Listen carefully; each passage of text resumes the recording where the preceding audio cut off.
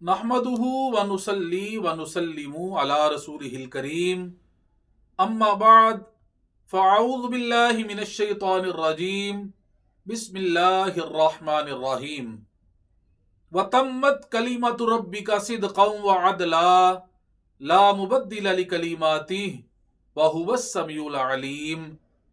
اللہ تبارک و تعالی نے پارہ نمبر 8 سورۃ الانعام آیت نمبر 115 میں ارشاد فرمایا وَتَمَّتْ كَلِمَةُ رَبِّكَ صِدْقًا وَعَدْلًا، اور سچ اور انصاف کے اعتبار سے تیرے رب کے کلمات کامل ہیں، لا مبدل لکلماتہ، اور اس کے کلمات کو کوئی بدلنے والا نہیں، وَهُوَ السَّمِيعُ الْعَلِيمُ، اور وہی سننے والا جاننے والا ہے۔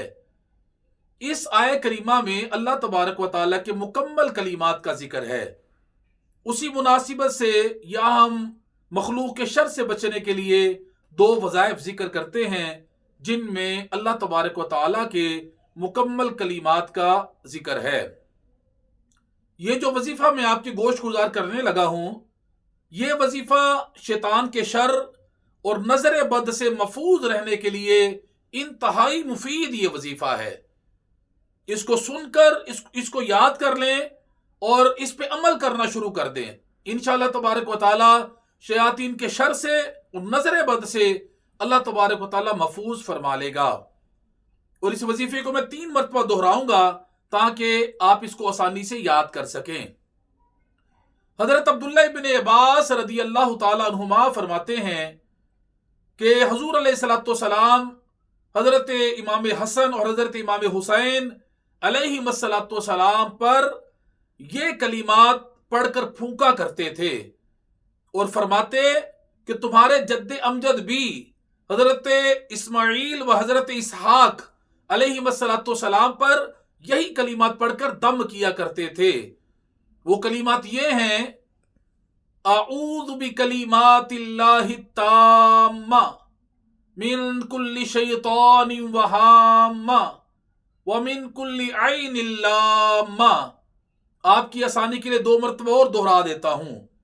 اعوذ بکلمات اللہ التامہ من کل شیطان وہامہ ومن کل عین لامہ۔